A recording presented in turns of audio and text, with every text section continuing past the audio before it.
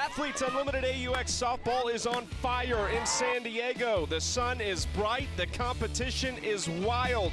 3 captain's chairs for our final series are up for grabs. Will it be Sam Fischer, Deja Mulipola, Amanda Lorenz, Danielle Gibson, or maybe a surprise? Every hit, home run, stolen base, strikeout, every point is on the line. Get ready for AUX softball.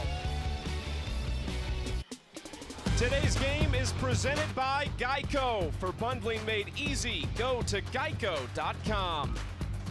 How about that for a setting? Beautiful, sunny San Diego, California.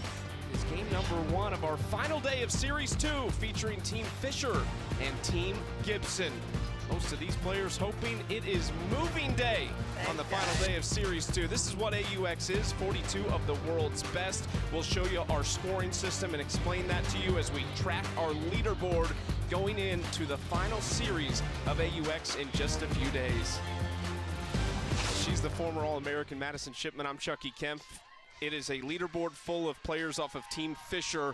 If somebody is going to jump up there, what's it going to take in this last day of Series 2? Well, Team Fischer's really been dominating in every category, but what sticks out to me is the pitching staff. I think they've done a phenomenal job of managing the pitchers. They've gone deep into games, so if you're going to beat Team Fischer, it's going to have to be with the bats. And when I look at this Team Gibson lineup, they've got some really hot bats, 1 to 9, but it's Sashel Palacios that sticks out to me. Hit the first grand slam in AUX history yesterday. She came up to bat with the bases loaded 3 different times, and she launched that one way over the right field wall for that big grand slam.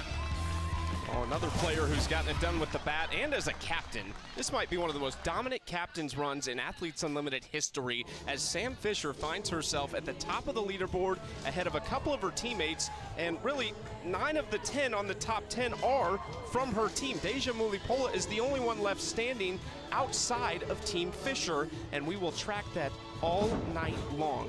Here's how they can move up that leaderboard, and what Team Fischer has done, they have won almost everything. So those win points are absolutely huge, and then you get into individual stats, and we'll break it down for you, those hitting and pitching stats. MVP voting, that's the wild card, and where we see a lot of these players can kind of creep up the leaderboard as we check in with the 3rd member of our team, Key Michael. For Team Gibson, number 40. Hey guys, I am down here on the field as close as possible to action because I want you guys to feel like you're in it. I want you to feel like you can touch it. If you're at home watching and you have questions for any of the players or any of the family that might be in the stands, use hashtag KeyCam. I'm going to try and get your questions answered, and stay tuned. Thank you, Key, as we get a look at Alyssa Denham, who is starting for Team Gibson. They need a win, Madison, and what will she bring to the circle? How can she get it done? Well, I think she's definitely going to need to keep the ball in the yard, and one thing that she has working to her advantage is she likes to work the ball down in the zone. She's one of the right-handed pitchers in this league that has what I'm going to call a heavy drop ball, so it's got great downward movement right at the last minute. She's also going to mix speeds with that changeup as well, but she's going to have to do whatever she can to try to get these Team Fischer batters to hit ground balls to her defense behind her. And she has to face some seriously hot bats like Victoria Hayward, who will lead things off for this team, who leads the league in batting average at almost 600. Sam Fischer down there, her team captain, 11 hits, 7 RBI. She is that overall points leader. Shannon Rhodes moves up to the 4 spot today. She just keeps creeping her way up that lineup because of how much production we have seen from her. So can Team Fischer get the sweep? They are 3-0 here in Series 2. The one thing that I think is almost certain, we will at least see a couple of her teammates get broken up because of the captain's chairs. As of right now, we'd see 3 of them if it ended at this very moment. Deja Mulipola and a lot of the players on this team would like to find their way up the leaderboard and give themselves a chance in Series 3 as we get our look at Victoria Hayward out of Canada, played her college ball at Washington, had 2 hits in the same inning yesterday. Did you have that? Do you remember that? I can't remember a time that I had 2 hits in the same inning, but I also can't remember a time that I was batting 600 several games into a season, and that's what Victoria Hayward's been able to do. Again, one of those lefties that has so many tools coming from the left side. She can bunt, she can slap, she can hit away. You'll see her constantly reading that defense up there. Hayward, a big-time veteran. Sam Fischer knew she wanted her early. She went pitching out of the gates, and then Hayward She said I couldn't ignore it. She had 8 hits in the first series. Wanted to make sure I had her in center field. Left side, nice snag by Nadia Taylor, and there's out number 1, a rare out against Victoria Hayward. In order to get somebody like Victoria Hayward out, you have to be absolutely perfect on defense, and Nadia Taylor was. A hot shot off the ground to one hopper, snags it before it can get into that 5-6 hole, and then fires over to first. Now Sydney Romero's turn. Fresh off the national championship on the staff of Patty Gasso at Oklahoma. After winning as a player as well at the highest level. Watches strike 1 from Alyssa Denham.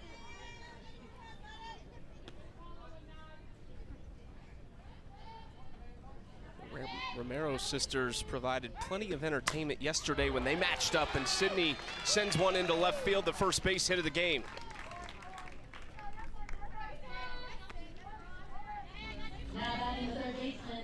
Sydney Romero sending that one into left field to Amanda Lorenz. She's joined by Aaliyah Andrews and Jasmine Jackson across the outfield. Nadia Taylor at third, already heard from her. Sis Bates has to be in the running for that Defensive Player of the Year. Courtney Gano, Gibson on the right, and Sachel Palacios behind the dish for Alyssa Denham. Denham a little downstairs with the first pitch to Sam Fischer. She's got to be feeling good. Playing well, doing her job as a team captain to the highest possible level.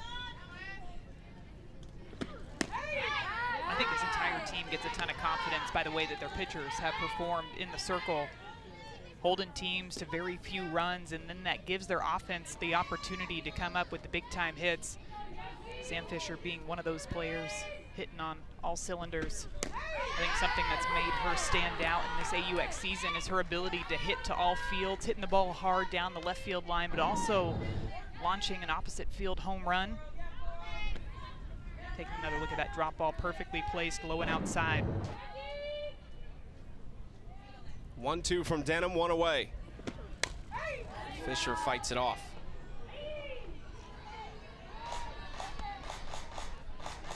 Strikeout numbers are not high in this league. Just do not see it often. These batters are so good at protecting the plate.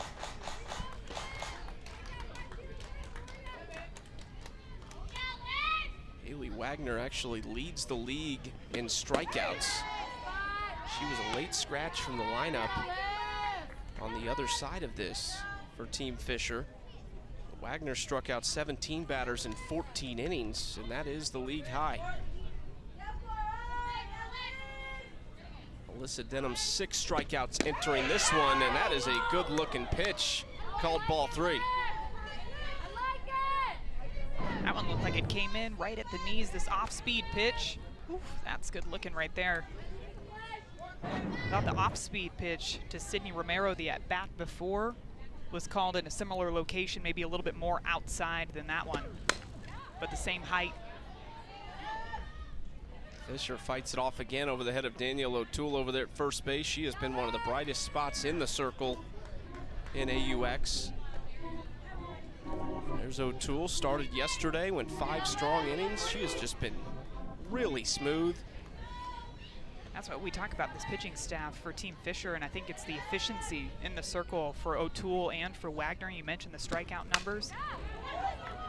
Bates has to be quick to get Fischer. Did not get her. Barely, but Sis Bates almost had 2. Softly hit ball back up the middle, and Sis Bates is perfectly positioned yet again. Squeezed up the middle a little bit, knowing that Sydney Romero was over at first base. Takes this ball herself, fires it over to first, and good job by Sam Fischer to hustle out of the box to beat that one out. Gives Shannon Rhodes a chance.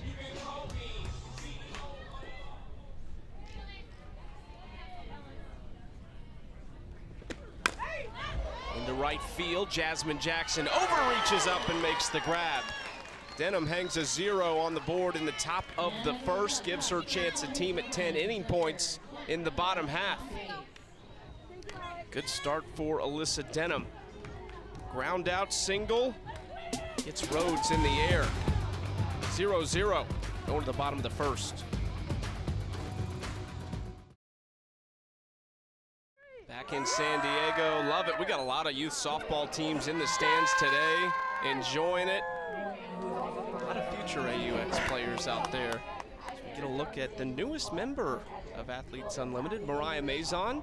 Came in a couple nights ago, late notice because of the injury to Maggie Ballant. Mazon yesterday gave up the home run right out of the gates and then settled in really nicely. Yeah, that was a nice welcome to the league by Tori Vidalis to come up, swing at the first pitch, and launch it out for a solo shot. Mariah Mazon coming from Oregon State. She's somebody that pitches with really good velocity. You're going to see her touch 70 miles per hour, and she works all quadrants of the strike zone. I guess when you're a rookie, you get the nod to throw in back-to-back days. That's what I'm getting the sense of Team Fischer right here, putting Mazon out here today.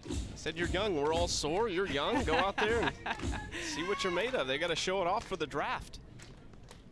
Tori Vidalis said that Mariah Mazon's actually her roommate, so that might have been awkward last night. Hey, how was your day? Yeah, we joked with her a little bit. She said, I might have to apologize when we get back to the room, and I was like, are you going to apologize though, Tori? She said, maybe not, maybe not. But after that home run, Mazon really settled in out there, did a nice job of keeping the ball on the outside part of the strike zone. I think that's where the pitchers have had the most success, making sure that not too much of the ball is being left over the plate. It'd be interesting to see how they manage this too, if it's not a committee tonight in a pretty calculated fashion, if they try to get 2 or 3 out of Mazon, maybe use some of their other arms out of the pen. She went 2 innings yesterday, gave up the home run, gave up a single right after, and then mowed everybody down. 2 innings, just the 1 earned run and the 2 hits, 1 walk, and struck out 2 batters. Which to strike out 2 batters in 2 innings in this league, that's actually pretty impressive. And I think they have the luxury, too, of being able to look at things from a situational perspective, too, having 2 lefties on the staff, having somebody like Sydney Littlejohn-Watkins that has so much movement on her curveball. If you've got a lot of righties coming up, maybe bring in Littlejohn-Watkins with that pitch going away. And I think Bates maybe thought she tipped it, but ended up running anyway, or thought the catcher held onto it, but that's a strikeout to start things off on the 7th pitch of the at-bat.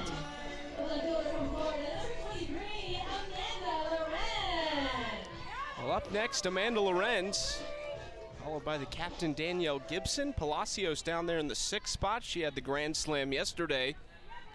They were down 7-0, Team Gibson. Ended up tying that up, 7-0 after 3. Went to extra innings, and they lost on a bloop single by Rachel Garcia to bring in the winning run. That was all Team Mulipola for the first 2 innings of that ball game, and Team Gibson making that comeback. I think it goes to show, too, how you're not just playing for the wins, but you're also playing for those individual inning points. And so there's always something on the line. Of course, nobody ever wants to be at that 7-run deficit, but they knew if they could just keep chipping away, keep getting those inning points, they were going to come out of that ball game with something. Mazon hits the outside corner for strike 1. Team Fischer, just to put this in perspective, everybody on the team gets win points. They have collected 310 in their 3 wins in Series 2 as Lorenz grounds out to second base. Team Mulipola has 140 win points through 3 games, and Team Gibson, who's only played 2, they've got the doubleheader today, but they only have 30. So realistically, they need a big day just to really kind of bring everything back even. They do get the extra game, but they've got work to do because 30 in 2 games is not cutting it. Yeah, and they've got 2 games to do it here in a doubleheader situation. And try to get some momentum early in game 1 and try to carry that over into game 2 today.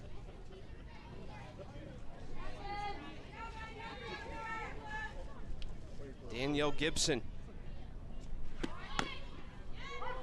Captain watches strike 1.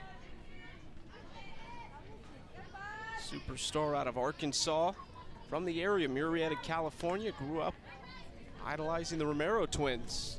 Watching them and the Edwards sisters play on the same high school team. And now she's right there with them, and producing too, with a hot bat that everyone found out about in the SEC when she was at Arkansas. 1-1 from Mazon, runs it outside, ball 2. Danielle Gibson does have one of the coolest achievements you can possibly get as a batter. Hitting the home run cycle in a game, solo shot, 2-run shot, 3-run shot, and the grand slam all in the same ball game. You just think about all the things that have to line up in order for that to happen.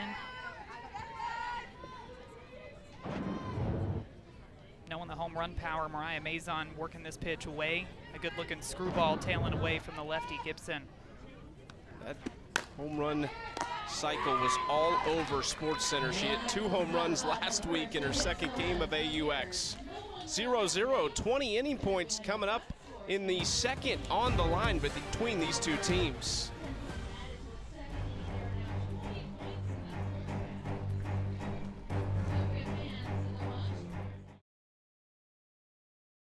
Today's game is presented by Geico. For bundling made easy, go to geico.com.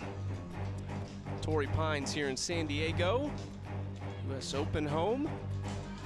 Somewhat recently, I looked at tee times, and the more I look at that course from an aerial view, I realized that I don't have enough golf balls to survive that course. I was gonna say, a lot of my golf balls would end up in the ocean, which is not the goal. Yeah. There we go. They are fired up to be here.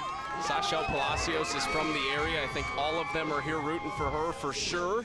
You see some of these superstars on display. Alyssa Demon, good start. That's really probably been what's missing, right? For Team Gibson, they need a pitcher to give them some innings, keep this thing in check. It's been big innings, too, that have really gotten to them. As Taylor Edwards on cue, gone over the right field wall. Taylor Edwards.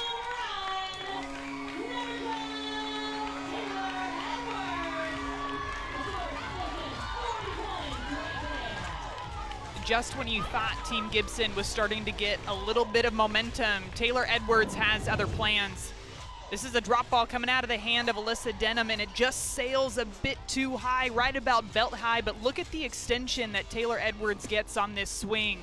She has so much power. She uses that back leg to drive out towards right field, and that's what lifts that ball over that 200-foot fence down the right field line.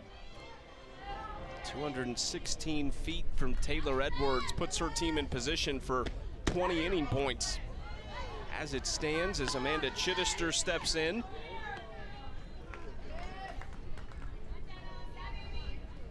It's one thing that if you look at really the top 6 in this order, a lot of veteran presences across the board for that matter, but having Chittister in your 6-hole, what she's been able to do over the last few years, really impressive.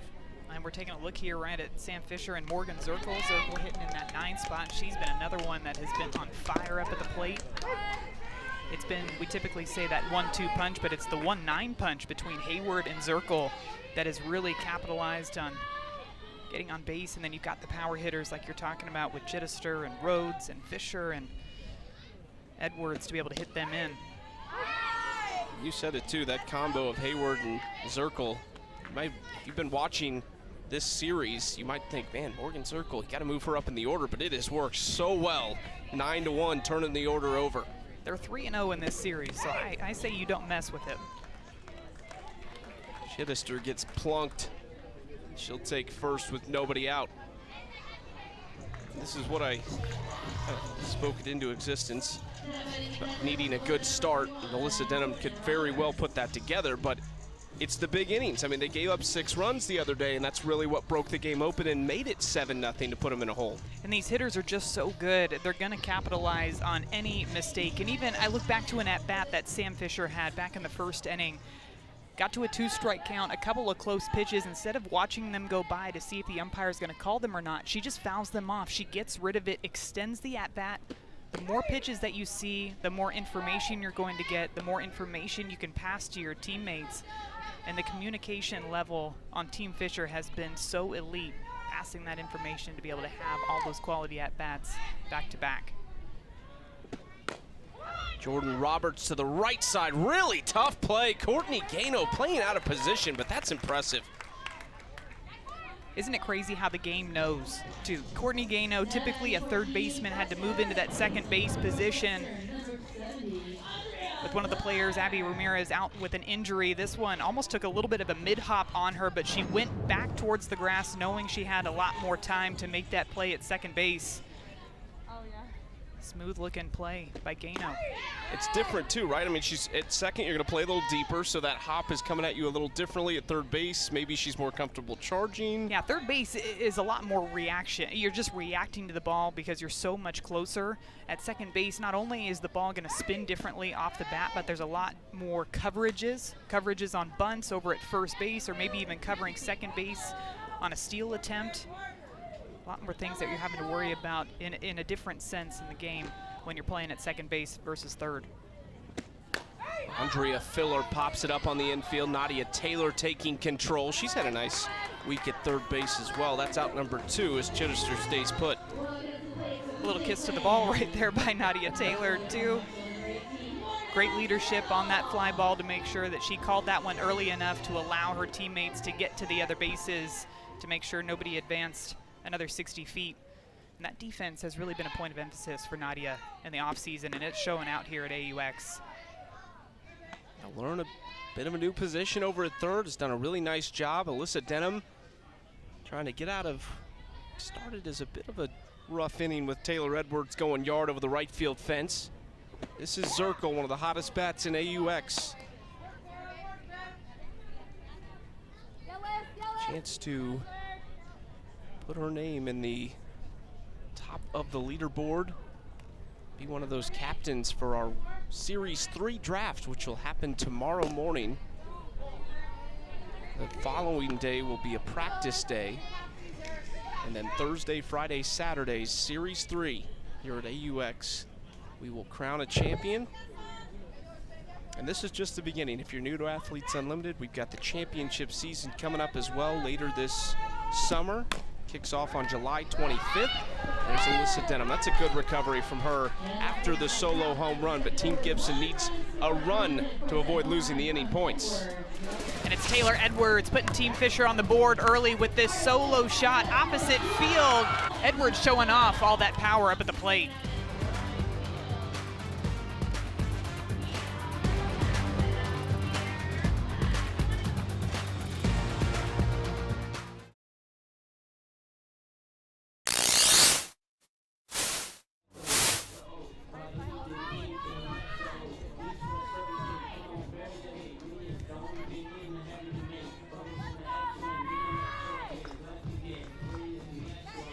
Apologize for our technical difficulties there as Nadia Taylor will lead off this bottom of the second inning against Mariah Mazon, who's looking for a solid first start in AUX.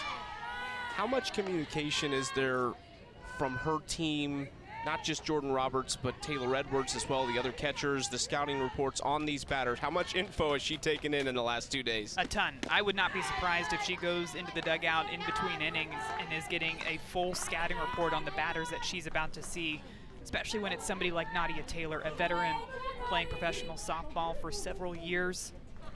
You want to rely on your teammates, where to throw her, where not to throw her, and right there looked like they were going to try to throw her underneath the hands and just got a bit too far away from her. Nadia does look like she's okay, hustling down to first base. And they probably told her that you do not want to miss over the plate inside because Nadia will drive that thing a mile.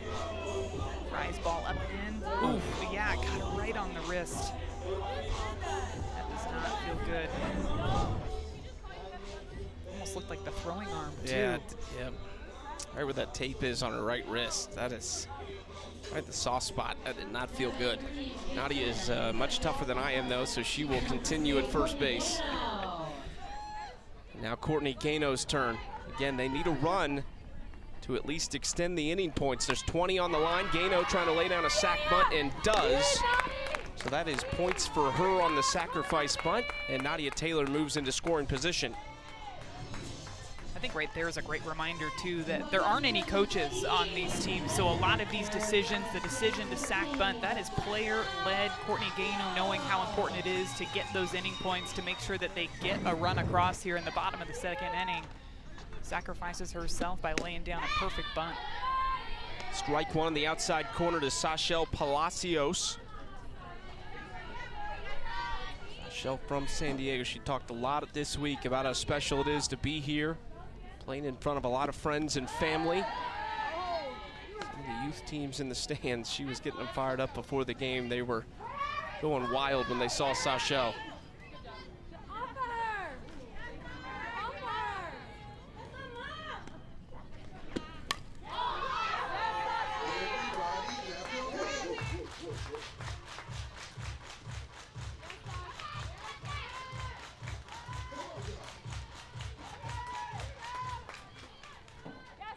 One-two count for Maison. Sachel tried to turn on one again. She went to right field with that grand slam. And right before that pitch, I was thinking that they were staying outside, knowing that she hit that home run to the pull side yesterday. Decides to work that ball back inside. I wouldn't be surprised if they go back away here. And you are correct, and Roberts dropped it. That's one of those that you feel like if the catcher holds it, it might be strike three. Yeah, that's a pitch that definitely needs to be caught. Decides to go away here with a screwball. That hit her right in the pocket, almost just tipped off, went back the other direction. That allows Nadia Taylor to advance all the way to third base. 2-2 now. They do go back outside, and Sachel protects. Out of Arizona State, her sister Charlize is a superstar at Arizona.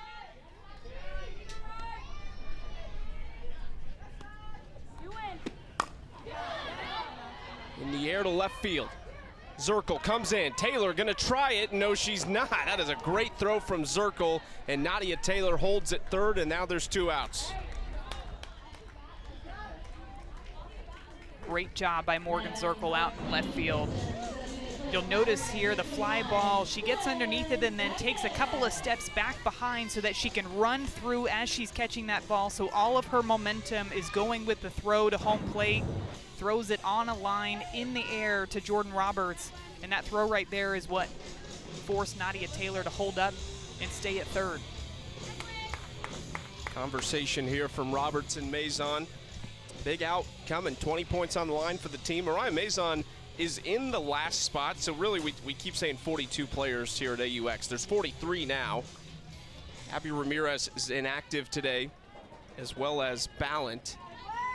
But Mariah Maison, if they are good today as a team, she can get a couple more outs here. She's going to move up the leaderboard a little bit, which is really impressive, having only played 2 games, and she gets out of it right there. Dances out of the jam, hits Nadia Taylor. They move her into scoring position, and Maison sits down 2 straight. They get the inning points, 20 for everybody on Team Fischer.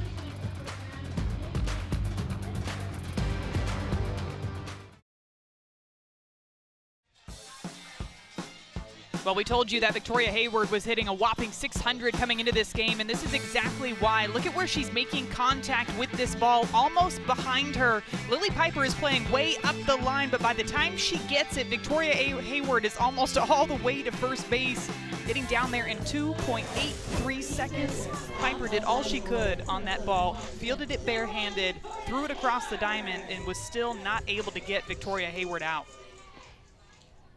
They got her the first time, and it is just so rare. We didn't see it yesterday. Had singles and a walk. Full day of reaching the base paths for Team Fischer. I think when you're looking at your draft board, if you are a captain, Victoria Hayward is one of the top 3 to 5 hitters off the board, right? Absolutely. Just the way that she sets the tone right in that leadoff position. Standing in there to hit away on that pitch, but she also plays a fantastic center field. She's a leader out there. She knows what it takes to succeed in this league. She has those scouting reports on the pitchers too and the hitters, which are so important. 0-2 from Denham outside. She's just somebody who I really love watching slap, and it's because of where she makes contact with the ball. A lot of times you'll see slappers trying to make contact way out in front of them, but she's slowing down her feet, really watching that ball come in deep to make contact with her barrel. Good spot from Denham. Brings Hayward up looking. That is so rare. 0 for 2 start. And the key there was that Alyssa Denham got ahead in the count, working both sides of the plate, and then comes back inside with that drop ball, challenging these lefty batters inside. Hayward's toes right on that chalk line. It's a good looking drop ball. Sydney Romero's turn, singled her first trip up, looped one into left field.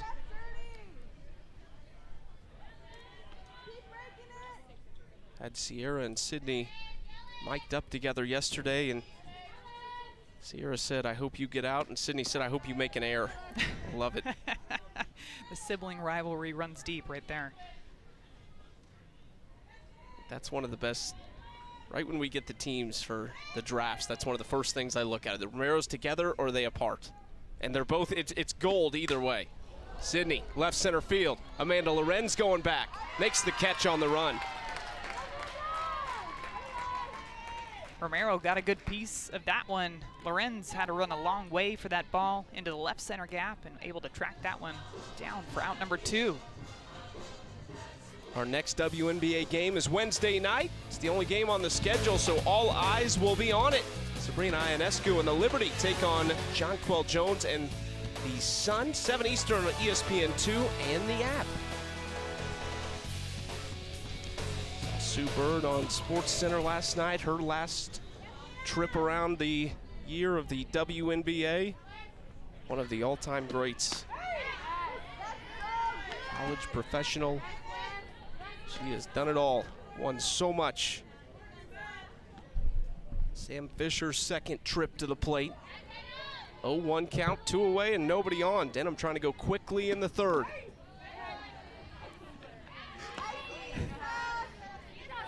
I love that they're smiling because Sasha Palacios picked that one out of the dirt and still tried to frame it, so she got a laugh out of Sam Fisher after framing that ball that bounced in the dirt. There's the Geico leaderboard with Sam Fisher on top. She fouls it back. Mulipola in 5th. Andrea Filler up to the 4th spot. I mean, Deja Mulipola is in good shape. But if Team Fisher wins 2-3 more innings in this game, it is going to be a lot tougher for her. They will need to win some innings tonight. Denham just misses inside.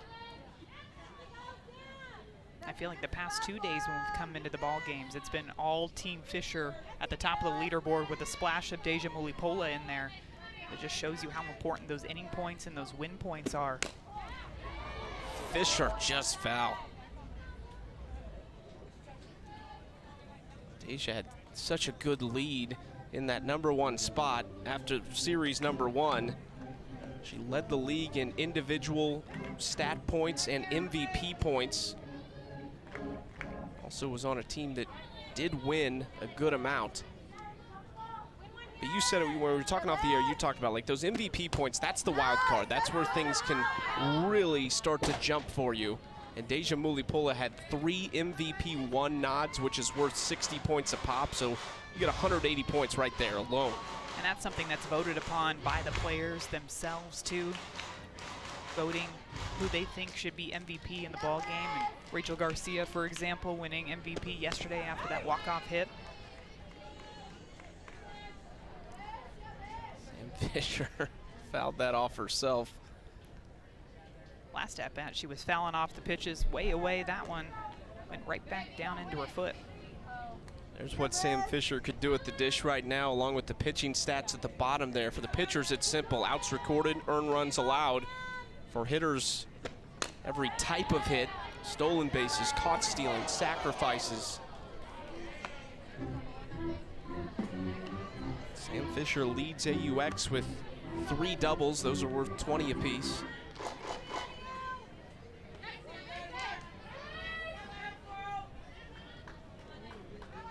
Two-two. Off speed, and she just won't go down.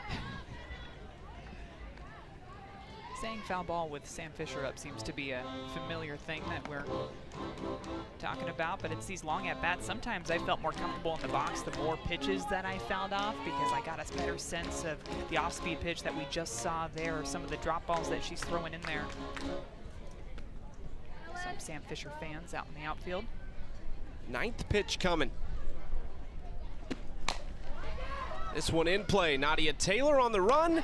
Flips it across to Gibson for out number 3. Another clean inning there for Alyssa Denham. Just 1 earned run allowed through 3 innings. We'll hear from Key Michael when we come back. She's in the stands. Bottom of the third, 1-0 Team Fisher leading Team Gibson with 10 inning points on the line. Let's check in with the third member of our team, Key Michael.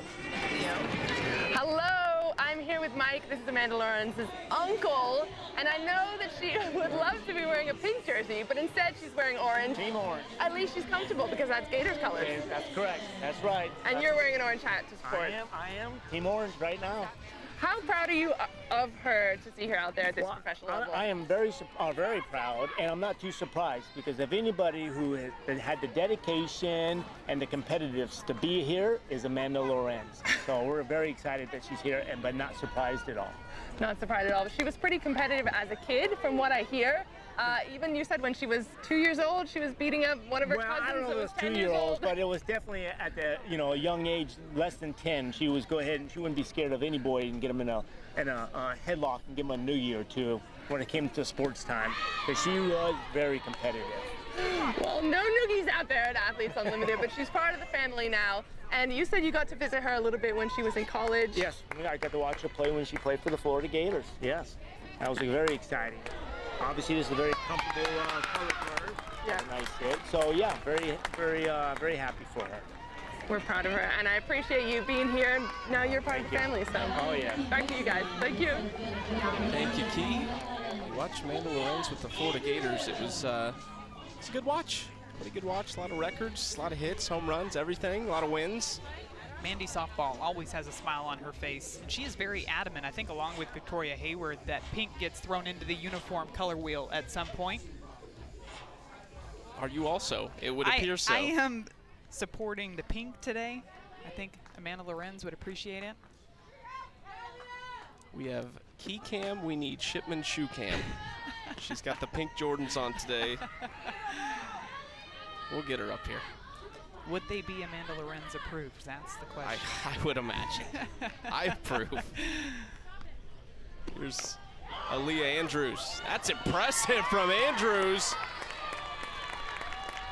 I like the idea from Maison. She thought about letting that roll, but there was also Jasmine Jackson who would have taken third if she takes the risk and sees. Well, and I think the reason why she's successful on this bunt, you look at where Amanda Chittister is playing, and that's because Jasmine Jackson got on base right before Leah Andrews, and because the speed's on first, the speed's up at the plate, Team Fisher made the decision to go ahead and keep Amanda Chittister back and let Mariah Maison cover those bunts to the first base side. Andrews places it perfectly, pulls it down that line, and able to leg that one out. Are you bunting if you're Sis Bates? Nobody out, Amanda Lorenz on deck. Yes, I would absolutely be bunting, but I'd be making sure that I'm bunting it to the right side.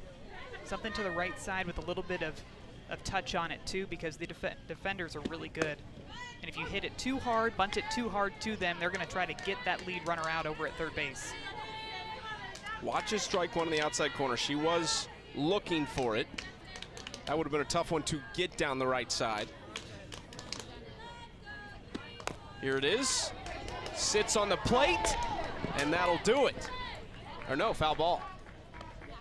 They call that one foul. Looks like They it. might Everybody have- going back. Might have said it bounced up and hit the bat again. Third base umpire Smokey Eds is the one who called it foul. It was originally called fair by Scott Mayer behind the plate. I say we did have a bat situation. Yep, it does hit it twice. Good call by Smokey Eds at third base to see it from there. Yeah, it's a great look. So now 0-2. Mariah Maison needs a big out here. Flipped into left field. Zirkle coming on. Jackson is out at second.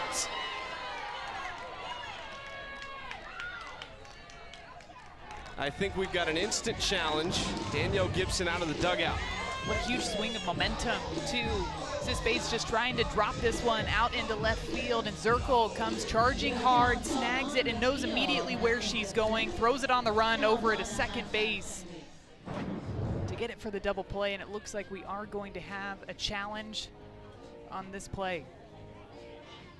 Really hard to tell. Jackson almost hit the ground and then reached We again. have a challenge from Team Gibson on a safe out call at second base. The call on the field was out.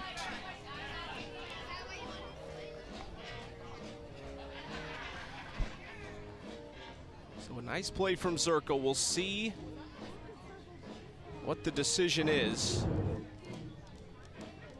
It is important to note, too, that the call on the field was out. So there has to be indisputable video evidence to change this call.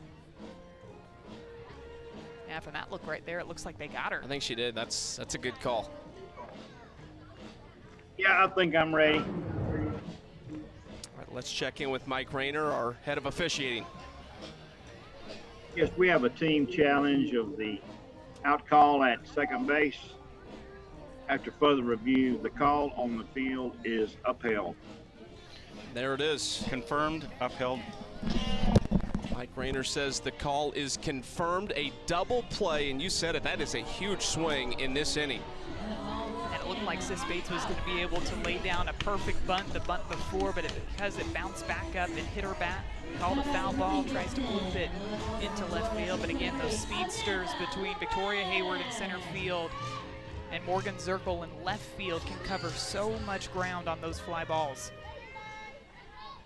I like the challenge. You get two, and it is such a big moment right there to give Amanda Lorenz a chance with just one out instead of two.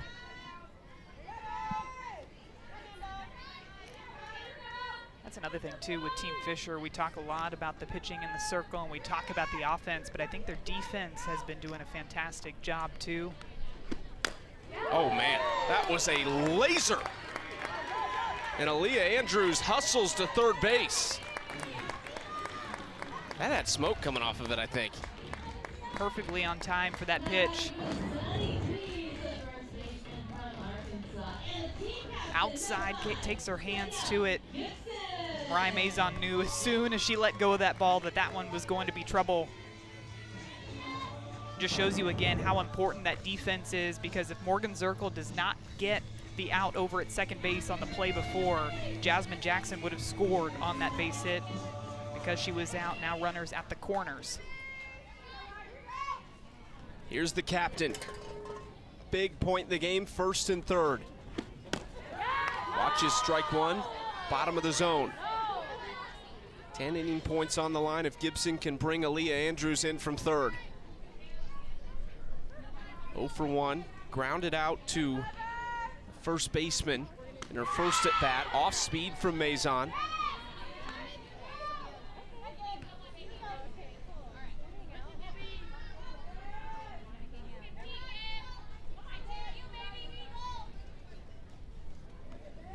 Mariah Mazon trying to hang 3 straight zeros, and she does it. That is gorgeous from the second day player here at AUX.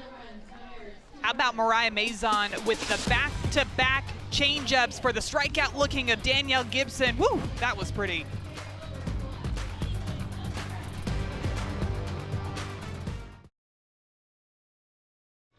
Welcome back to San Diego, Athletes Unlimited AUX softball on ESPN. Team Fischer and Team Gibson. Great crowd here on a Monday night, a doubleheader.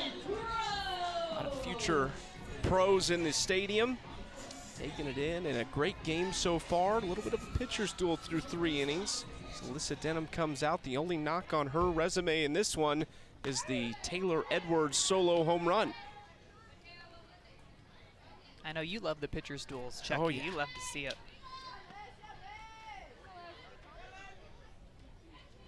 Remembering the old battles in professional softball between Kat Osterman and Monica Abbott.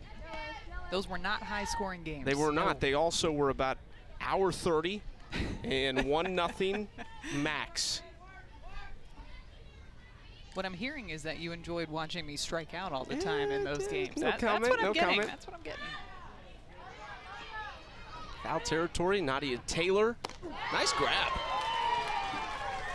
Good field awareness on that one. That's the hard part about making plays like that in foul territory, is knowing how much room you have between where you start playing and the dugout. And you can see her taking a glance at the dugout while she's on her way to get underneath that fly ball. It's a great job by Nadia Taylor. Nice little pose at the end of it, too. And here's Taylor Edwards. She can do it all. Good spot on the inside corner. Denham doesn't want to leave anything out and away this time, as Taylor's just reached out and slapped it. I wonder if Denham might start to throw some off-speed pitches in this at-bat, knowing she went yard on the drop ball out last time.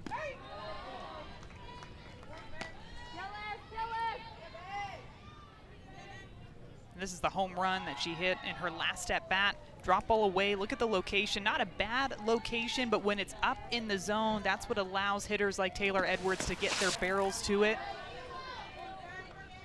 That pitch is just a little bit lower in the zone. I don't think that ball makes it out of the yard.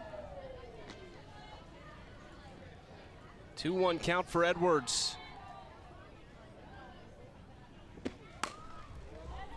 That is driven.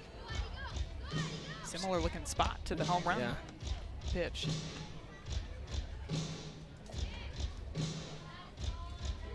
Two. There are 20 inning points on the line here in the fourth. Points roll over after zeros put up in the third inning. Denham too far inside, 3-2.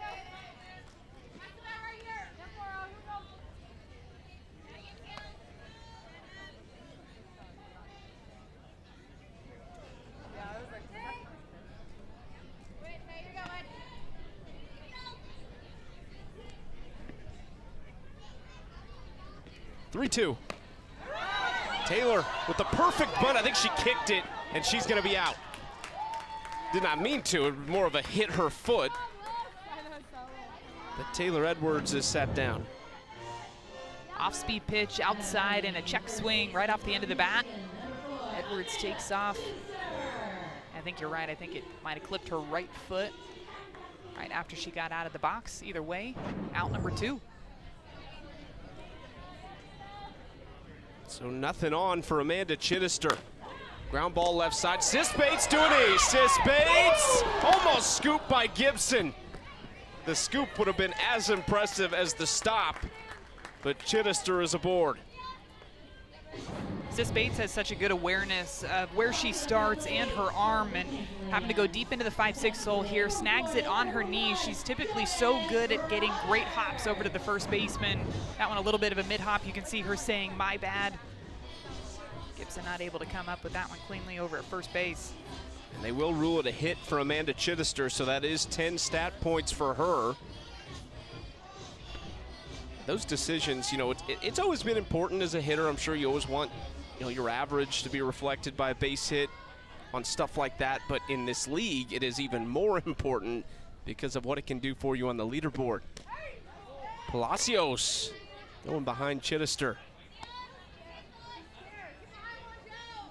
Jordan Roberts is up. She struggled a little bit at the plate.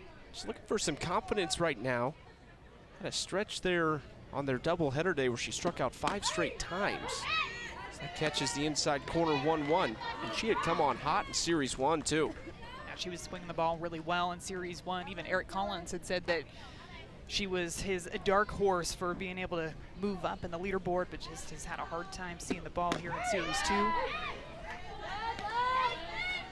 Denham's found a spot she likes to Roberts, way on the inside corner.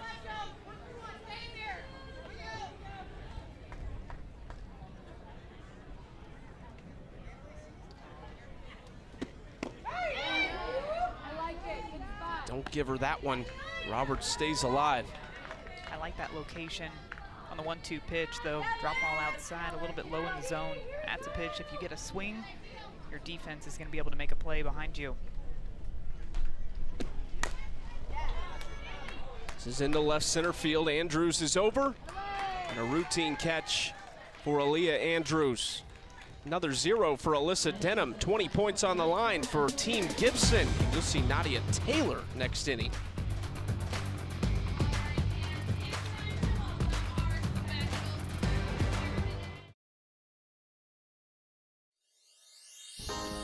To left field, this one is gone. Oh my goodness. Nadia Taylor, her first homer of AUX. Right now I'm 31, and so this would be my call up to the bigs, and so I think I'm understanding hitting approaches, understanding rhythms, understanding what pitchers are trying to do to me, how do I set up pitchers, understanding how I hip load or how my pelvis is supposed to move on a changeup and a fastball or curveball, and so my knowledge is there, but I also know that how to shelve the knowledge and then just flat out compete. I like the ending there. Sometimes you got to go up and just do it. And she's got me fired up here in the booth.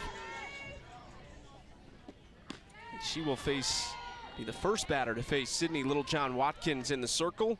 Had a tremendous AUX season so far. Well, we got a great look right there from the first pitch out of her hand of the movement that she has on that curveball. Right back to her, pops out of her glove, and a little glove flip. Okay, Sydney Littlejohn Watkins. It's a great play by Sydney Littlejohn Watkins. Goes with the curveball away to Nadia Taylor. Gets her to hit this one off the end of her bat. Bounces off of her glove. No, she's not gonna have enough time to transfer it to her hand, and so goes with that great glove flip. Good stretch by Amanda Chittister over at first, too. She's still smiling about that one. Swing and a miss from Gano on the curveball outside.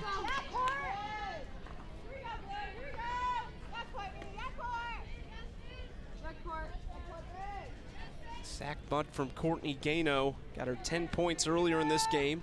0-1. That's fouled back. She throws the curveball so often.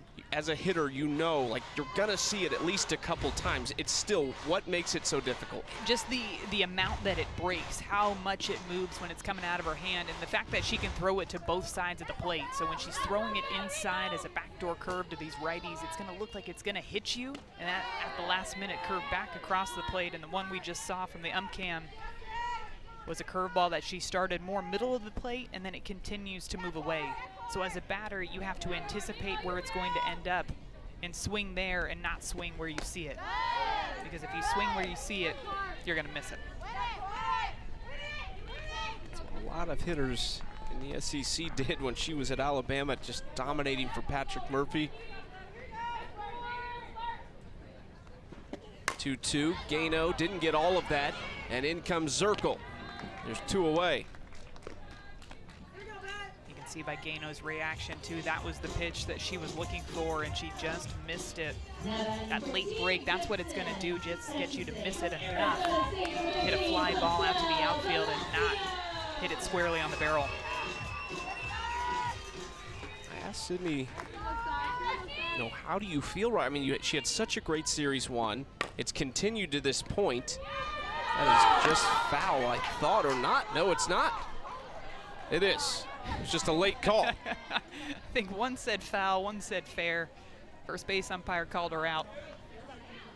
She said she feels good. She just doesn't want to let it get to her head as we take another look at this. Ooh, definitely foul, but that thing started to curve back into fair territory. A nice job by Sam Fisher. When you're not sure as a corner position if it's going to be fair or foul, you go ahead and field it and fire it across just in case it's called fair. Outside corner, strike 2. Littlejohn Watkins came in for Mariah Mazon right there, who gave up the home run on her first pitch of AUX, and since then has been great. That's her line today. 3 innings, 3 hits, 2 Ks. Good for her. Yeah, she was great. Moving the ball all through the zone. Backwards K. Palacios goes down looking, and the pitchers for Team Fischer are showing up in a big way.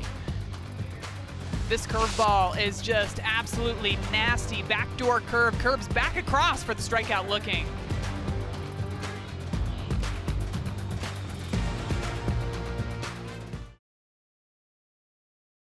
Going to the 5th inning, 30 inning points on the line. Team Fischer leading Team Gibson 1-0. Alyssa Denham has been really good so far in a pitcher's duel for Team Gibson, as we have Sachel Palacios mic'd up behind the plate. I love this, Sachel. Thank you so much for doing this for us. I'm so excited. Such a great game so far. You had the Grand Slam yesterday. Yeah. Tell us, when you're working with all these different pitchers all the time, what's the first day or two like talking with them and getting used to them? Honestly, I think that's the best part about this for us catchers, is just getting to know these pitchers, their tendencies, what they need to feel comfortable and confident in the circle. I take pride in my defense, so it's been an honor to work with all these incredible pitchers, and honestly, I'm learning so much just being back here, picking their brain and all that stuff. What's it been like this game? What have you seen from Alyssa Denham so far? So I got the honor of catching her last year in Roseline. We did really well together. She's working through some, better baby, good job. She's working through some things right now, but really like the tempo that she's in. She's attacking the zone, using both sides of the plate. She's doing great. Come on, through me, through me. Come on. Yes, 40.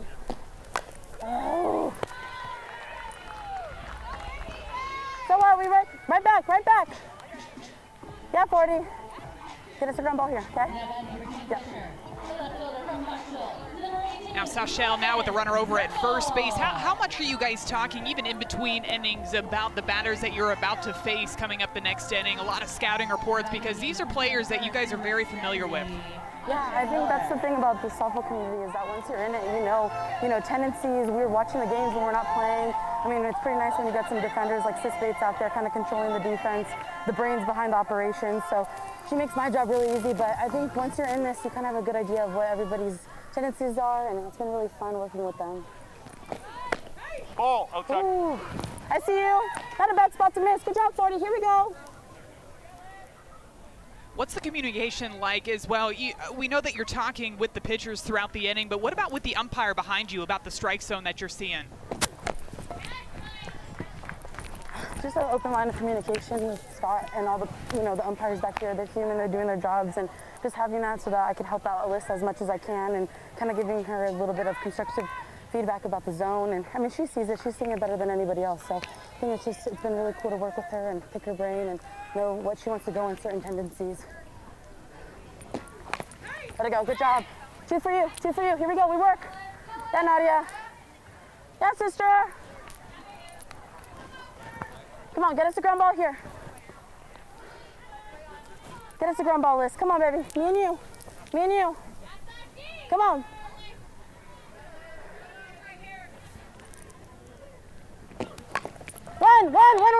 One. One out. See you. Here we go. Hey, anything out here, okay? Are they challenging? They're challenging. Anything through, I need you here. Because if she's safe, we need to cut her off from scoring and getting into scoring, because it doesn't make sense. Yeah.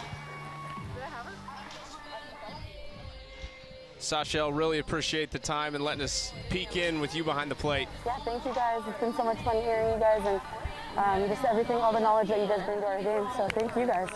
Keep it up. We've got a challenge on the field at the play at first. One away and a runner at second.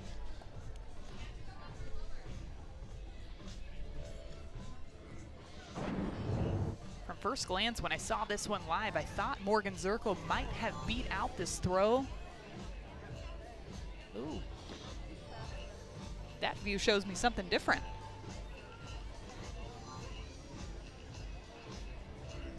I think she might have got her. It's close. It's really close. And again, the call on the field was that she was out. Let's check in with Mike Rayner for the call. Yeah, we have a team challenge of the out call at first base. And after further review, the call on the field is confirmed.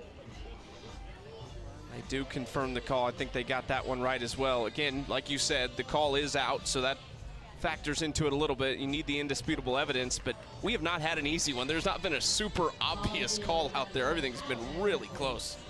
These runners just have so much speed, too. Have to be absolutely perfect on defense. Good job by Alyssa Denham to go ahead and get that first out of the inning. I love the communication that we got to hear from Sachel, talking to not just her pitcher, but her infielders. And in this league, it's probably more important than ever. I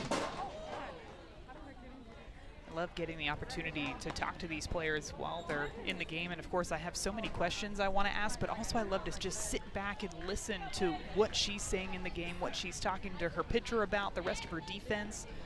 Heard her talking about positioning with Danielle Gibson over at first base. So many things that are going on in regards to leadership with these catchers back behind the plate. What's interesting, too, is you have the elite of the elite out here. And I'm sure you heard this at Tennessee some, and I'm not saying you weren't a good communicator, but I feel like growing up, you always hear communicate, talk. I mean, these players, you hear them in practice, you hear them in games, they are talking all the time. And I think at the collegiate level, you have coaches to fall back on, and here the players are the coaches. They're doing it all themselves. They're drafting their own teams. They're being strategic in how they want to use pitchers, how they want to set up the lineup. So you're forced to have to bring your communication up to an entirely different level. 1-2.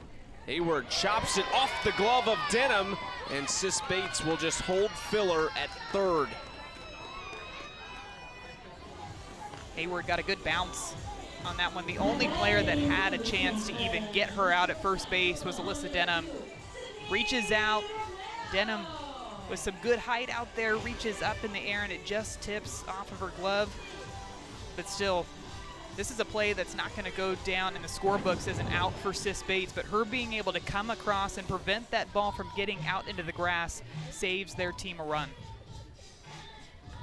Remember, 30 inning points on the line. The third and fourth inning points roll over. So here in the fifth, it's starting to build up. Could be something pretty big as Charlotte Morgan, the facilitator for Team Gibson, comes out of the dugout, and I think they're going to make a pitching change here. Good performance from Alyssa Denham as she'll leave with runners on first and third and one out in the top of the fifth.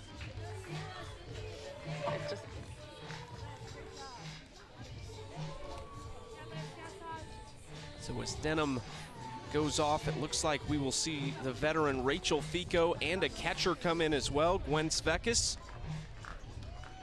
Let's see what Key Michael had to say about campus here at San Diego State University.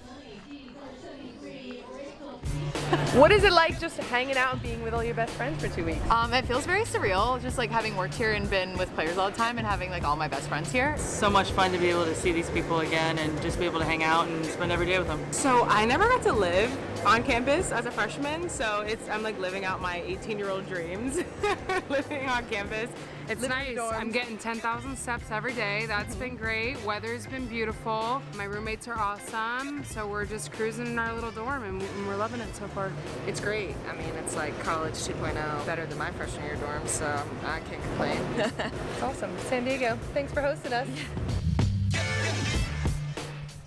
Love the setup here in San Diego as Rachel Fico gets set to pitch. She had a really good outing the other day, and she ended up taking the loss. We had the international tiebreaker rule at second base, and Rachel Garcia bloops one to center field, but Fico was great. Yeah, Garcia's just so clutch, and she was able to get that ball out to center field. And Rachel Fico's just a veteran out in the circle, and she knows a lot of these players. She knows where she can attack them and get them out.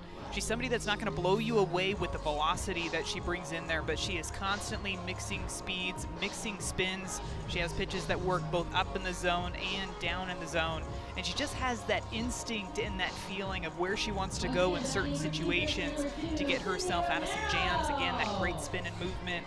Mixing speeds really is the key to trying to get these batters to be out in front. Comes in a tough spot. They make the change. Maybe didn't want to see Alyssa Denham face Sydney Romero for the third time in this game. First and third. Team Fisher up just one run. Just inside to Romero. Sydney hitting .308. Ranked number 7 as she comes to the plate right now. There is room to move up there, though. It's pretty tight at the top of the leaderboard. Runner goes. The throw down, not in time as Bates cuts in front of it. I don't think they would have had Hayward anyway, but Victoria Hayward picks up 10 points for that stolen base. Hayward with just a great jump off of first. Taking off, diving into second base, her head on a swivel the entire time, watching to see what Gwen Svekis was going to do. Ground ball over the glove of Sis Bates, and Lorenz brings the throw in, and Romero wisely takes second.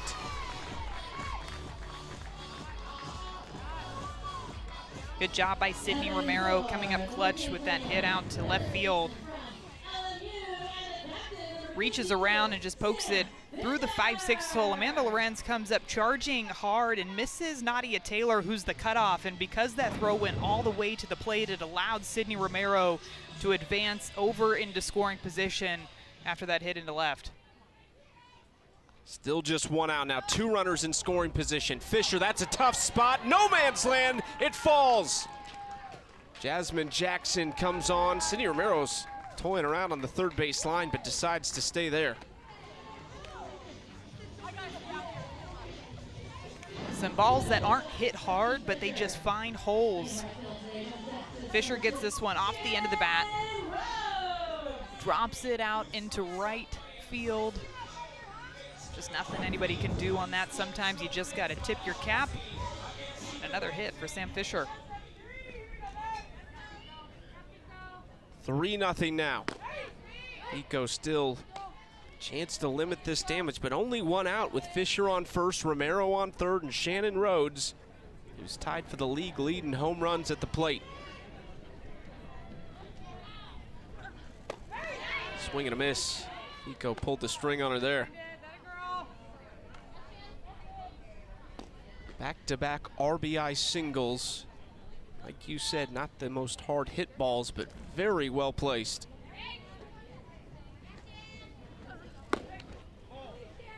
As a hitter, you like to think you plan those things, but sometimes I just think it happens. You never blooped one. They were all rockets. In the scorebook, it looks the same. Line drive, bloop, it all looks the same. Foul ball left side. He goes running it inside on her a couple times this at bat. There's Sydney Romero over at third. Sam Fischer at first base. Hayward, Romero, Fischer has been a successful front three of that order all week long.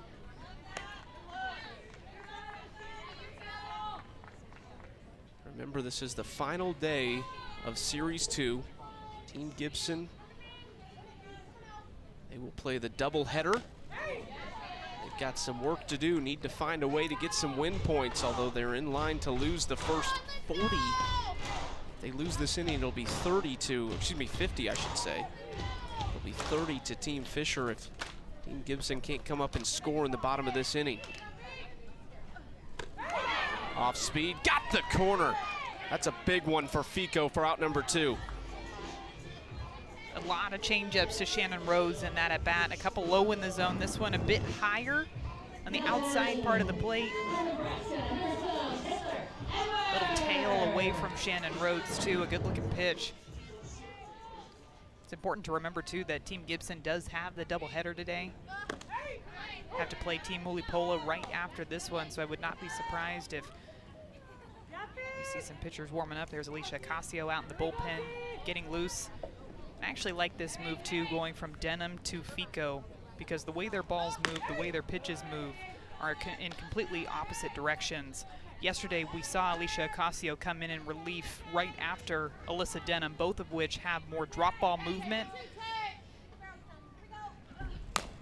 Taylor Edwards left side, they can get out of it here. Nadia Taylor, tough throw, but she makes it. And the damage is limited to just 2, but they are in line for 30 inning points if Team Gibson can't answer.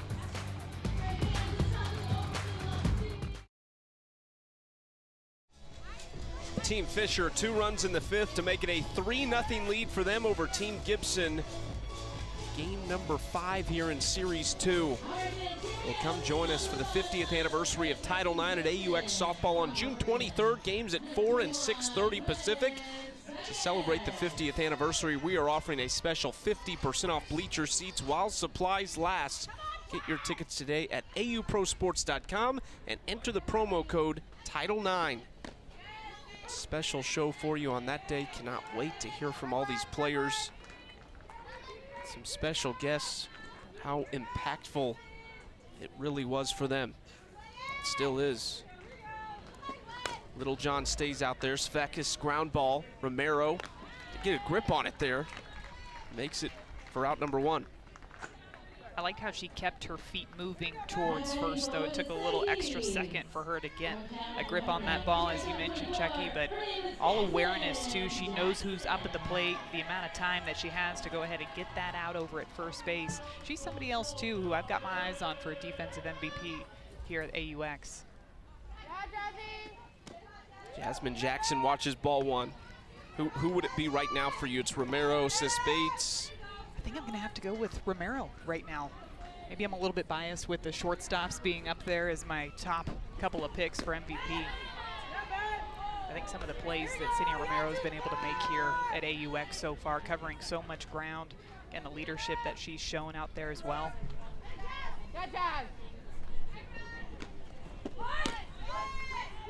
Just under the bat of Jackson for strike one.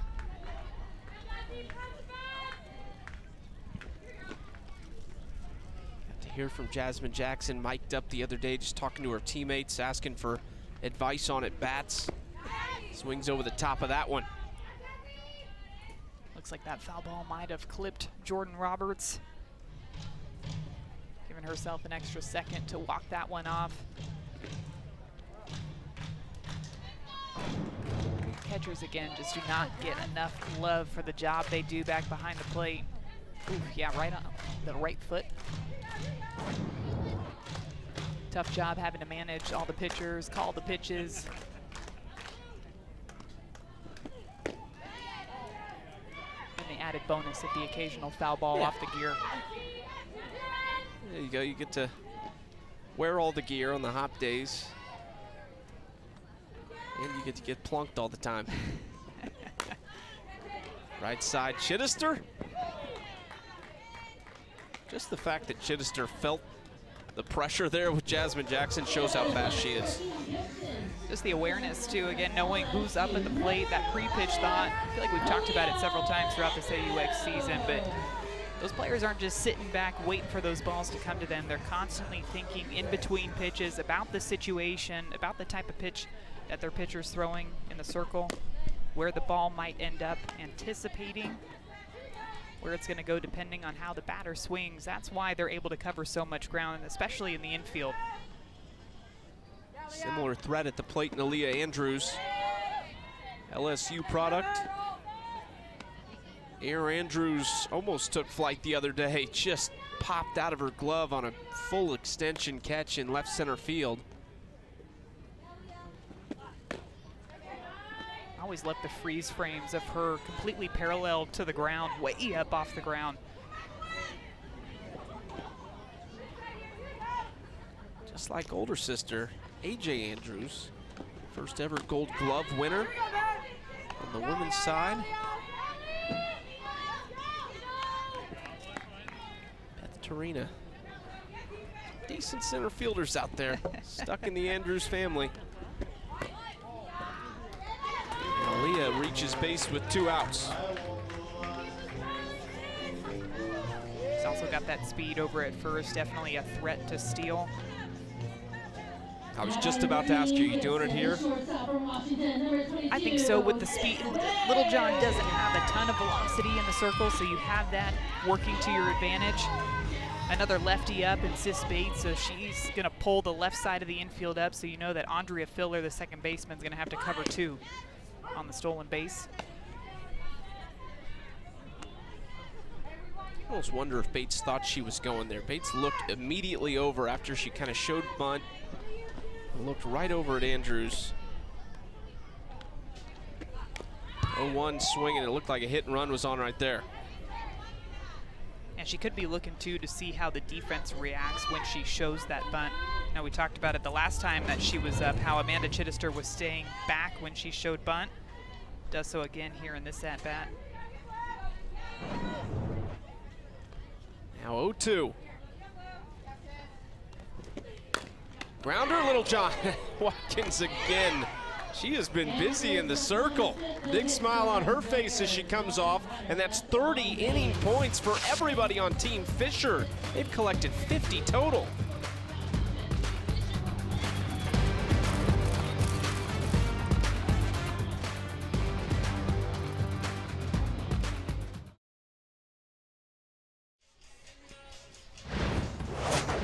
For every run scored during this year's Athletes Unlimited AUX season, Aspiration is planting 10 trees.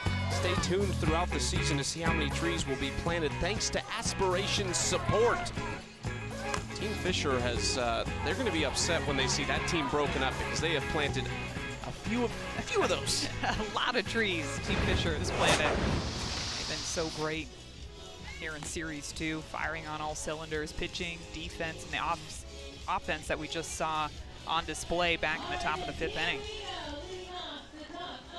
Team Fischer up 3-0. We are on to the 6th, 10 inning points on the line, and we have got one of the absolute superstars of Athletes Unlimited, especially here at AUX. Victoria Hayward in our chair chat with the hat. Victoria, your 3rd season, you are on fire right now. What's the feeling like for you? Thank you. I'm loving this dirt. Man, haven't played on dirt in a long time, so I'm taking full advantage of it before I'm stuck on that turf again. But just so fun, so much good energy, just being back on the field. So just riding that wave. And we've been talking a lot about how Team Fischer just seems to be clicking in every facet of the game. What is it that you think makes this team so good here in Series 2? Sam, our Capitan, has just done such a good job creating a really positive environment. And I think it's really not been about one single hero for us. So I think we're really just bought into whatever our role is. We're, chipping away, going station to station, putting things in motion, making things happen. So I think when everyone's bought into that, it's not just waiting around for one person to show up. So we're really all together on that, and it's definitely paying off for us. And you guys have a rookie, too, that started in the circle for you all today. What's been a little piece of advice that you guys have shared with Mariah Mazon? Just that she doesn't have to do it all. I think she learned about the opportunity for AU, signed, and was in the car in a matter of like 3 hours. So this girl is rallying, and we're so happy she's here. So I think there are certain times where like, are you good? Like, do you need us to slow you down? Like, she's just totally rolling with it and fits right in. So I think just, make your pitch. We got your back on defense. Our infield's been doing an awesome job. So I think just trusting that she just needs to hit her spots, get a few outs for us. We just had Sid come in, do a really nice job. So I think Mariah's going back in to get us a few more outs, and we're just piecing it together. Victoria, take us back a little bit. You were on Team Canada, the first team to ever medal. You guys took bronze at the 2020 Tokyo Olympics. What was that experience like for you? How special is that one? It was awesome. I'm actually really sad because I'm missing a game next week because they're going to go celebrate our team. Let's go, Chitty. That was a nice little hit. We're going to go celebrate that medal because it was historic for Softball Canada. So just so much training went into that. So then to just be able to keep that going throughout jobs and new seasons is really fun, and I can feel the work pay off, which is really rewarding. Such a great experience, of course, in Tokyo for the Olympics. And I don't know if you've noticed, but there are a lot of young softball players in the stands today for today's game. What does it mean to you to be an inspiration to the youth and the softball players specifically that are around the country? Well, it's so awesome. And just playing in Rosemont, we would hear fans coming from all over the U.S. So we would hear fans, driving from California to come watch some of our games in Rosemont, which is awesome. And just shows our passion. So to be able to bring it to the West Coast, where it's just been such a hub of softball, is so awesome. And you can just feel the energy. Everyone after the games is like, are you guys going to be back next year? Are you going to be back? So they're loving it. It's fun. My San Diego State players are working and in the stands, so it's really fulfilling for me personally. But to bring softball to where so many of us grew up playing it just feels kind of like you're a kid again, just doing what you love. Well, we've had a blast watching you. Keep it up, and you can hang out there as long as you want. You look cozy out there. I feel like this is just a good rally spot. I love that Chitty just went oppo, and that was a really good swing from Joe Rowe. So I'm going to chill here, but thanks, you guys. So happy you're here. Thanks, Victoria Hayward. Absolutely phenomenal so far here at AUX. She's been really good at Athletes Unlimited in general. She placed 3rd in 2020. A little bit down last season, but she is right back to work. Speaking of going to work, Rachel Fico, off-speed pitch. You see how it's tailing up and inside to Jordan Roberts. Just really challenging her inside. We heard Victoria Hayward talking about that long fly ball down the left field line, getting really good barrel on that swing. But Fico not backing down, goes right back to that spot, even moves it a little bit further inside. That hat is very popular out there. Yeah, she's just hanging out. She is comfortable here. She was an assistant coach under Stacy Newman-Denise here at San Diego State. Talking about being on the dirt. I'll tell you what, if I'm a San Diego State pitcher, or hitter for that matter, with Rachel Garcia on the staff as well, that's gold. Just veteran minds that you can learn from too. Of course, Stacy Newman-Denise being one of the best to ever do it. Good job by Nadia Taylor again, showing off that arm. I'm Stacy Newman-Denise. I think I'm putting both of them in the batter's box against my pitchers, saying if you can get these two out, we'll be all right. And vice versa. If you can get a hit off Rachel Garcia, we'll be all right. Got to use your resources, right? Speaking of coaching staffs, DJ Sanders up at the plate, volunteer assistant for the Mississippi State Bulldogs this past season. They had a fantastic run in the postseason, hosting their first ever Super Regional. Foul ball. Unlimited Club members, you can earn points for watching today's broadcast. Enter the code on the screen into your Athletes Unlimited app to earn points and move up the leaderboard. Great benefits include voting on league decisions, virtual events with players, unlocking rewards, and more. Download the app for free and join the Unlimited Club today. How about that spot from Fico on the inside corner? Really seems like Rachel Fico settled in here, mixing speeds again. She's got her pitches moving all throughout the strike zone. Good looking screwball moving up and inside underneath the hands of DJ Sanders. She knows it immediately after she watches that pitch go by that she's just watched strike 3.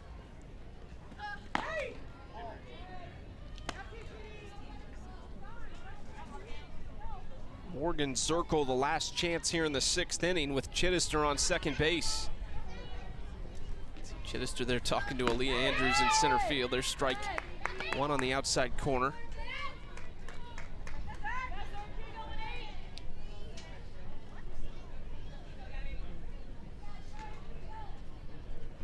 One. Oh, man, Fico. She is not afraid to really slow it down up there. I love it.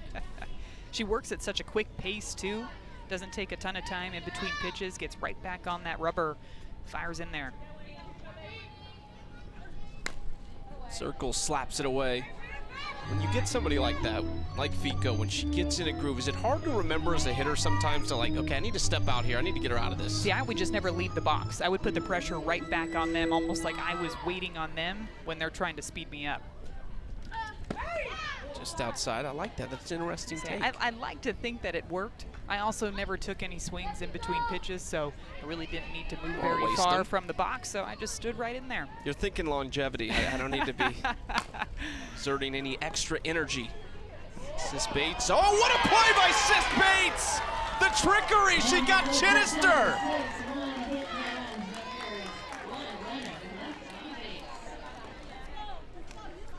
What a play by Sis Bates.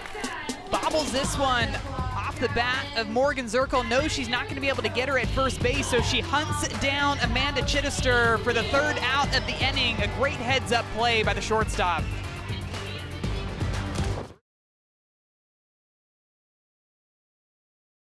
Team Gibson looking to secure 10 points and cut into this 3-run lead that Team Fischer has built here in the bottom of the 6th.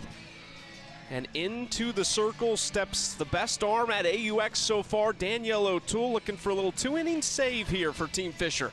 O'Toole typically used as a starter coming in here, almost in a closing role for Team Fischer. And I like this move, going with the lefty. Somebody who's very efficient out there in the circle in the outings that she's had so far in AUX. Amanda Lorenz, the first to face Danielle O'Toole. Watches ball 1. Lorenz 1 for 2 so far. Ground out and a single. Lorenz lofts it into center field. Some communication and it's off the glove of Filler. So Lorenz moves into scoring position at second. This one looked like it was going to be an out. Off the bat of Lorenz.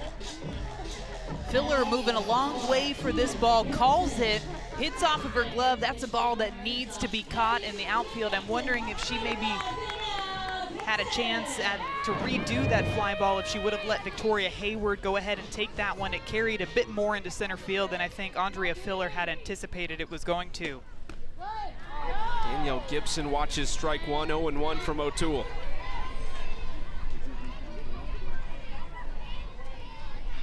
Gibson 0-2 so far, a ground out and a strikeout looking. Swings and fouls it back. Let's check in with Key Michael. Guys, I am out here in the dog pound, the dog park. The dog pound. This is Bowie. This is Victoria Hayward's partner. That's right. But there's a couple other familiar faces over here that you might recognize from our previous interviews. So as I always like to say, tell me how you guys met. So we met at the University of Maryland. So Victoria was an assistant coach for their softball team. I was in the strength and conditioning department. I was an assistant strength coach for their softball team as well. So that's where we met. Both of you were staff, so no scandal going on there, but I imagine that you have her hitting the weight room pretty hard in her free time. That's right. She was preparing for international play at the time, so I made sure that she was ready. Well, when you guys aren't preparing for international play, what do you guys get up to? Well, off days are hard to come by. as I'm sure you're aware. So whatever's easiest. A lot of times it's crock pot chicken tacos or crock pot chicken nachos. Bit of cooking, a little bit of hanging out with Moose right here. That's right. You guys have a big summer coming up for Victoria? Yes, yeah, busy. So she's headed off to Canada to play international ball as soon as AUX is over. And as soon as she gets back from international play, it's right into the championship series. No rest. Full summer. No rest. Well, we love it for her, and she loves the softball, so we'll be watching out for it. That's right. All right, Moose, any words from you? Nothing. Back to you guys in the booth. Thank you. I'm here for the dogs. Keep them coming, Key. Nadia Taylor goes up and gets it. Left field. Foul. It's a good adjustment for Nadia up at the plate. Swung and missed big at a rise ball out of the zone earlier in this at-bat. Gets another one. Takes her barrel straight to it a little bit out in front. And it just curves foul.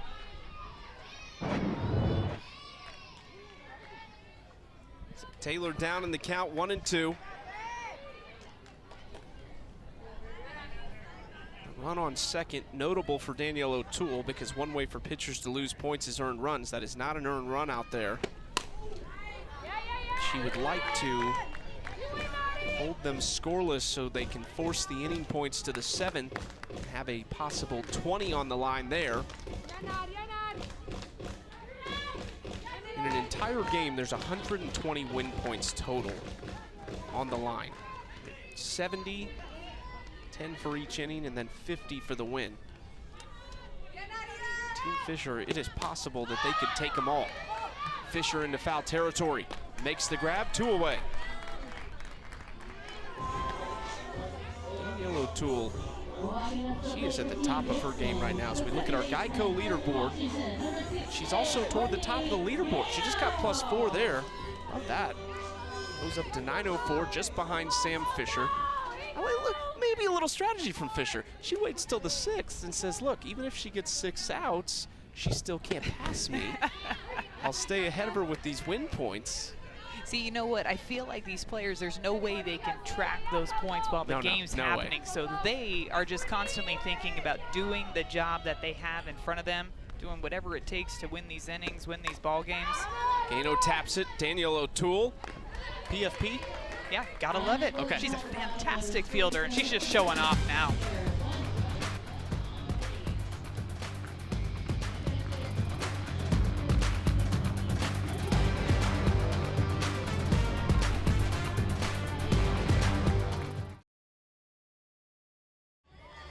(3-0) Team Fisher still leading, zeros across the board for Team Gibson on the offensive side. Oh, we've got a new season, new look, new merch. Be sure to check out all the brand new Athletes Unlimited items and collections, including AUX softball gear at the AU online shop. Go to shop.auprosports.com to purchase yours today. They are pumped up about the Title IX gear. Pumped up about the gear, pumped up about watching some fantastic softball today. What's not to be excited about? This has been a tremendous game. Pitcher showing off, Fico trying to hang another 0. Victoria Hayward thought about the bunt, but watch this strike 1.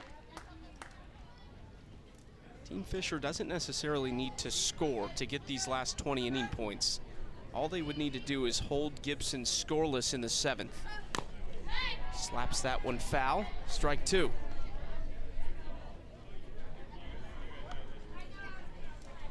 I think not only Team Gibson obviously rooting for themselves, I think Team Mulipola, you would be hoping that Team Gibson at the very least can grab some inning points here, because these Team Fisher players are all over the leaderboard. Yeah, they're really stacking them up. I think it's a little bit of both sides too, because if you're Team Mulipola, I think you're wanting Team Fisher to see as many pitchers as possible for Team Gibson, knowing that they got to play that doubleheader. Hayward goes down swinging. She's just 1 for 4 today. Good off-speed pitch out of the hand of Fico too, pulling the string. Today's game presented by Geico. For bundling made easy, go to geico.com. Take this week of softball on campus of San Diego State University. Great complex here. The softball field, baseball right behind us. We walk past the football practice fields and the basketball arena. It's all tucked in together. Gorgeous campus. Can't beat this weather either. I think this might be the first day, though, that we haven't had a significant breeze. True. If I'm going to be picky about the gorgeous weather. Well, and of course, it's the warmest day, too. So, you know. But is it the warmest day because we don't have the breeze that we've had? Good call. Yeah, throwing it back at you. You were the science person in college, is what I've heard at least. Not meteorologist by any stretch, though. Well, I was the golf elective, so that's the alternative. Romero rips it. Nadia Taylor quickly. Yes! What a play by Nadia.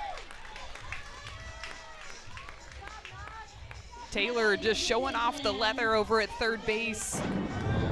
Several great plays that she's made. This one, a hard hit ball off the bat of Romero, has to go to her left, watches it into her glove, and then fires all the way across for the second out of the inning, and Rachel Fico loves it.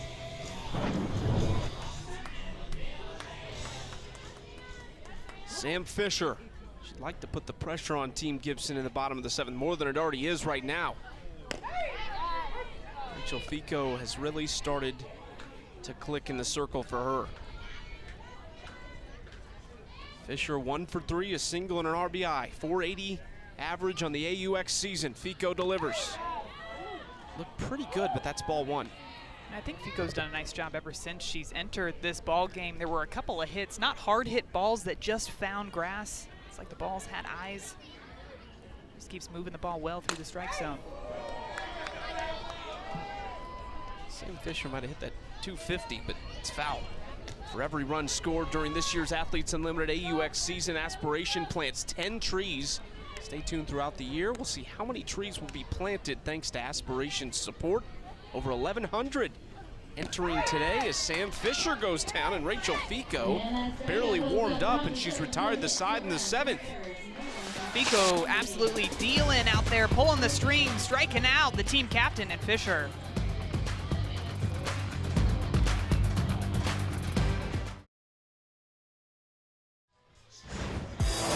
It's our Geico defensive play of the game. Who else? Sis Bates, doing Sis Bates things. She knows if she can't get the out at first base, she's gonna fake throw and then run down Amanda Chittister for the 3rd out of this inning. Her instincts are spot on the field, off the field with her dance moves. I mean, it doesn't get any better than that. She is always having fun out here. Always dancing, always smiling. One pitch, Palacios chopper, tough one for Filler, and able to corral it. She was bobbling it a little bit, but makes the play. Another smile on the face of Sydney Littlejohn Watkins after getting the first out here in the bottom of the 7th. From Oregon, number 21, Gwen Svekis. Gwen Svekis steps in. Reminder, coming up 9:30 Eastern right here on ESPN2, Team Mulipola.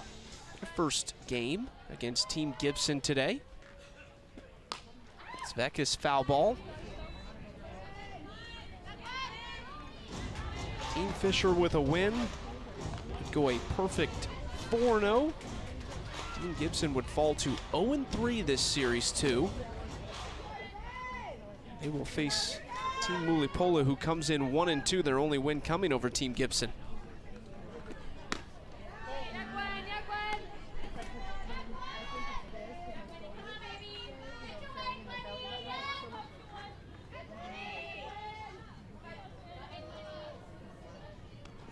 One-one, popped up, shallow right, and in comes Rhodes to make the catch, 2 away. Somebody else who's done a great job defensively too is Shannon Rhodes, and I know that we were talking about it before the game started. How good of a job she's done covering the ground out in right field, making some diving catches, going back, making some catches out by the fence. And that's the type of defense that you love to see when you're in the circle, working your tail off against some of the best hitters in the nation. That your defense is working hard but back behind you. Jackson chops it foul. Sydney Littlejohn Watkins trying to make quick work for captain over there at third base, Sam Fischer. I think if Sam Fischer might be a little sad after this one's over, knowing that her team's going to get broken up tomorrow in the draft. You'd imagine that's going to be the strategy of the other leaders, too, is just to do whatever they can to break up this momentum that Team Fischer has, and Team Fischer's trying to do whatever they can to stay together. I think that's something that makes this league special, too. I believe it was DJ Sanders talking about how they were excited to go into day 3 here in Series 2, just because this is the last time that these teams will be able to play together on the same team with the exact same roster. Little John Watkins gets Jackson looking, and that is it. Team Fischer 150 win, or 120 I should say, win points in this game as they win it 3-0. A complete team win by Team Fischer, and it all starts in the circle. A combined shutout for Team Fischer. Sydney Littlejohn Watkins coming in to close things out with that nasty curveball to get the strikeout looking to end this ball game. That's just about a perfect week for them. Just a tremendous job. Sydney Littlejohn Watkins there in 5th place on our Geico leaderboard, but it is Sam Fischer still sitting atop the leaderboard. Danielle O'Toole, Zirkle, Filler, 9 out of the top 10. I'm sure we can go further than that with this blue team. I bet all of them by this point are in the top 20. They have been spectacular. Well-deserved couple of days off here. They get to sit back and watch these other 2 teams battle it out to see where this leaderboard ends up after Series 2 here in AUX. Oh, there is too much personality in this league. You just cannot get enough of it. One more to go. Sam Fischer, what a successful week it's been for her, as she knows probably won't be seeing Danielle O'Toole again, as she is right behind her on the leaderboard. A tremendous start to the final day of Series 2. We still have one more to go. Team Mulipola and Team Gibson, 9:30 Eastern, right here on ESPN2. For Key Michael and Madison Shipman, our entire fantastic crew, I'm Chucky Kemp. We'll see you soon.